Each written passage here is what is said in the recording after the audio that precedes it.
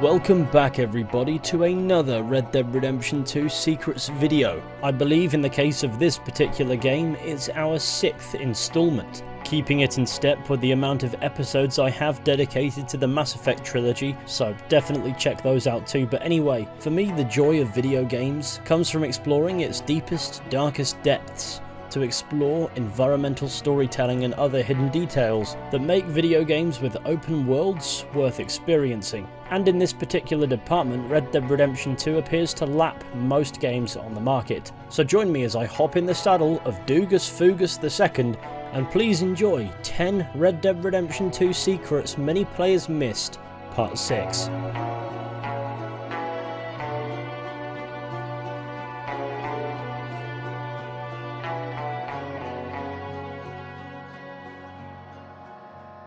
Secret number 1 is relatively well known amongst those who played this game religiously, to say the least. Was that pun intended? Find out next week. Because in this location on the map we can find a church, but it isn't like your ordinary church.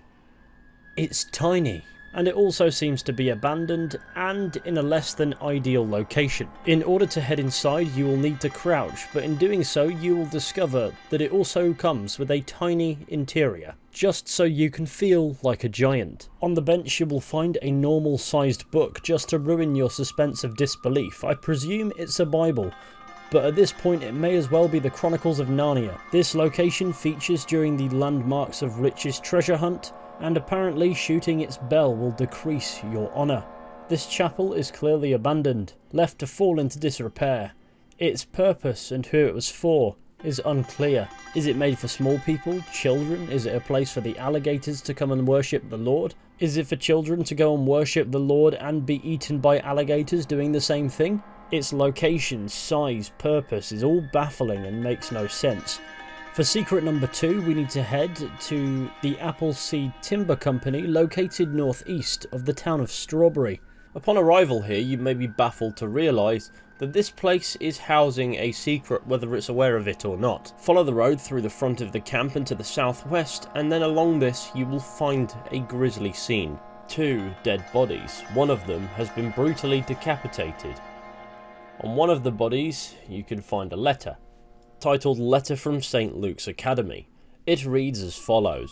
Dear Mr. Appleby, thank you for your letter. Sadly, we do not have any vacancies at present for men with your talents, but I wish you good luck with your search for more satisfying employment, be it in teaching, history, or any other career that takes your fancy. May I recommend the Merchant Navy?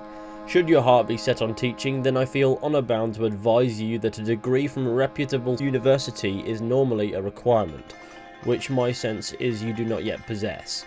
A basic knowledge of your subject is also considered advantageous. I do, however, implore you not make good on your promise to brutally murder me with a garden hoe if I do not give you the job. This is a good school, and the boys should be spared the sight of the headmaster being murdered by a prospective history teacher and fencing instructor. I have advised the police as to your threats and ask that you do not come within 20 miles of me or the academy again. Yours sincerely and respectfully, Professor Crane, St. Luke's Academy. Alright, so it wouldn't be impossible to hack somebody's head off with a garden hoe. The other character's face is smashed, so whatever confrontation went down here, it appears as if neither made it out alive. But it's entirely possible a third party was responsible for this killing. If only there was a camp filled with axe-wielding loggers nearby. Oh, the names in the letter appear to make this a reference to the legend of Sleepy Hollow, which certainly fits with the decapitated dead guy, as that's the story that's popularised the legend of the Headless Horseman. So yeah, there you go.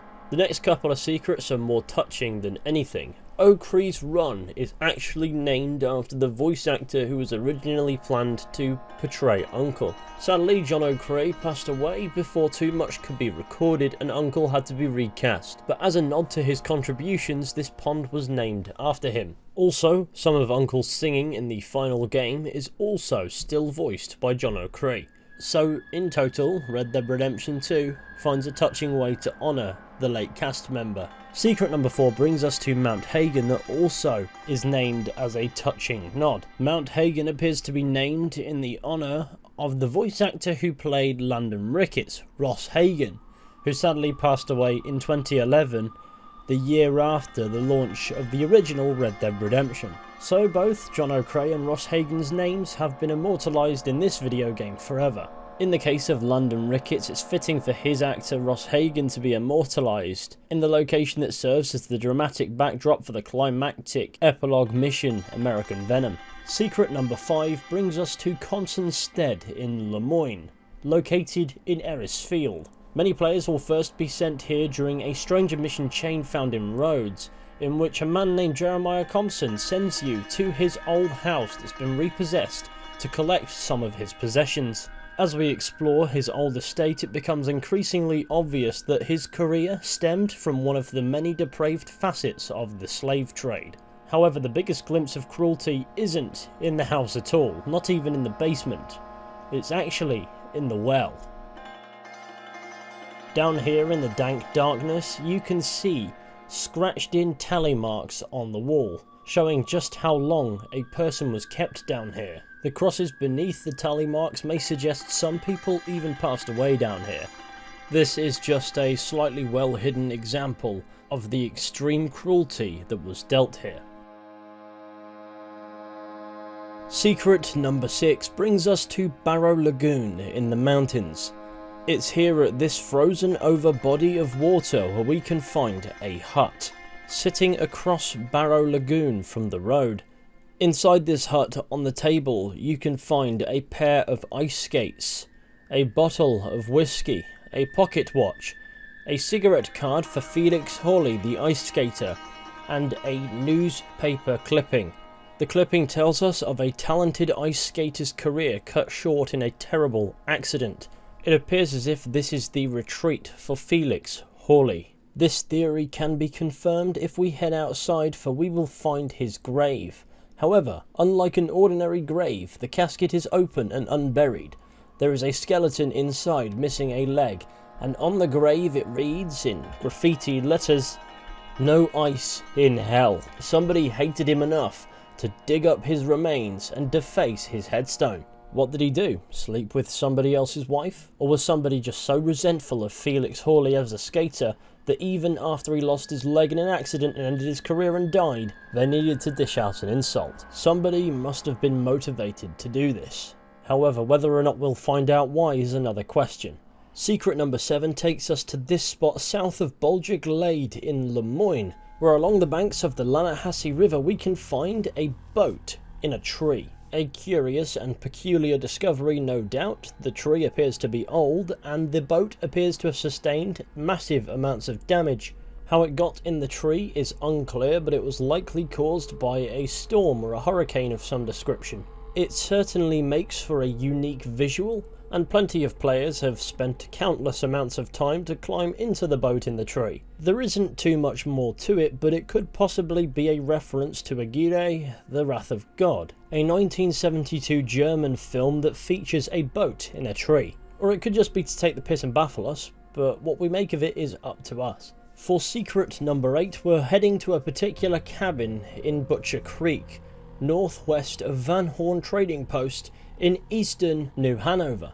During the day, this shed may seem like a typical rundown shack, and that's because it is. However, at 4 AM every night, you may notice a faint glow coming from within. Beneath the floorboards, slightly shining through, there is a pentagram. What its purpose is and why it's here is unclear. Related or no, there is a stranger mission chain in which various residents of Butcher Creek will reference a curse. Maybe the devil truly does have this town. Through rigorous trial and error, many people have attempted to figure out the purpose of this pentagram, trying everything from sacrificing goats to bringing the vampire here. Nothing seems to make a difference. However, there certainly is plenty of things strange about Butcher Creek itself, so if something strikes us funny, at least we all now know why. For secret number 9, remaining in New Hanover, at this spot southwest of Elysian Pool, we can find a deserted Civil War field hospital. However, unlike your typical deserted structure, this one has skeletons, human remains, in the beds. It appears as if the wounded were simply left here to die.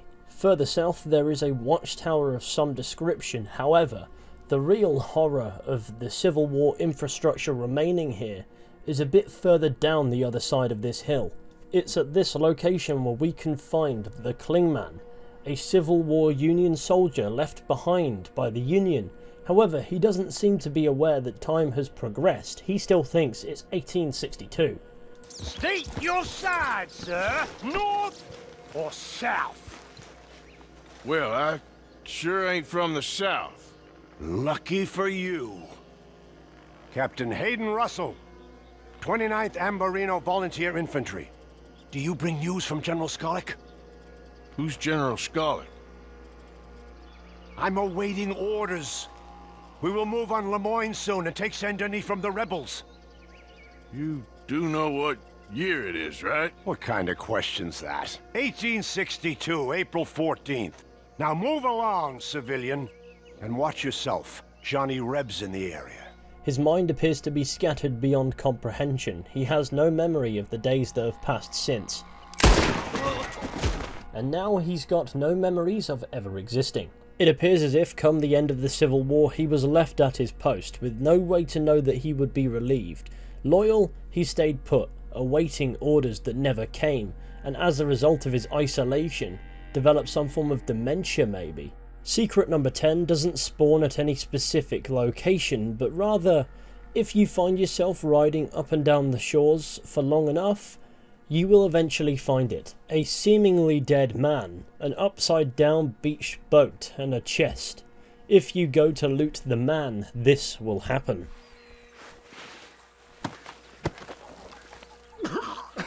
Whoa! I thought you was already gone! Tell her I never stopped. We are now in possession of the lost letter to Bonnie, and it reads as follows. Dear Miss MacFarlane, I'm sorry. I said it. I'm sorry. You're right. I do let things get out of control in my head.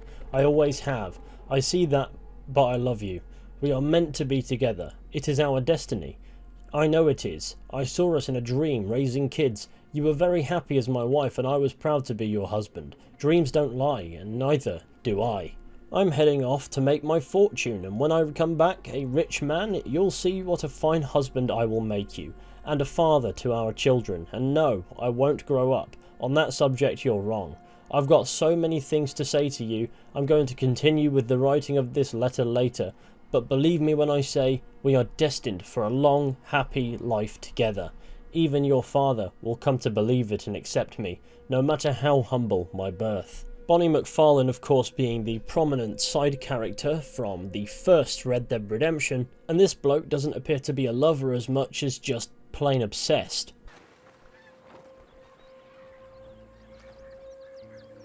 Well, that solves that problem.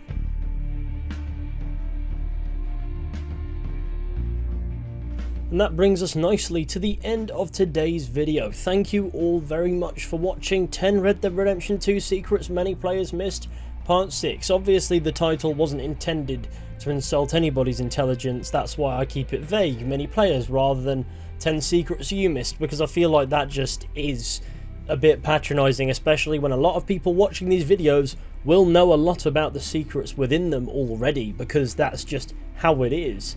And I don't want to presume to know what you may or may not know, because that's just insulting. So, if you enjoyed this video, be sure to go ahead and leave a like, subscribe, share the channel with your friends and all that wonderful stuff. That would be awesome. Follow me on Twitter if you can stomach that insufferable cesspit of a website.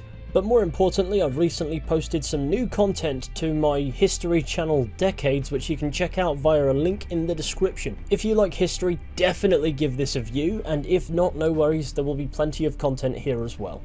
Anyway, whether it be here or there, hopefully I will be seeing you all very soon with another video at some point, but until next time, please take care and goodbye.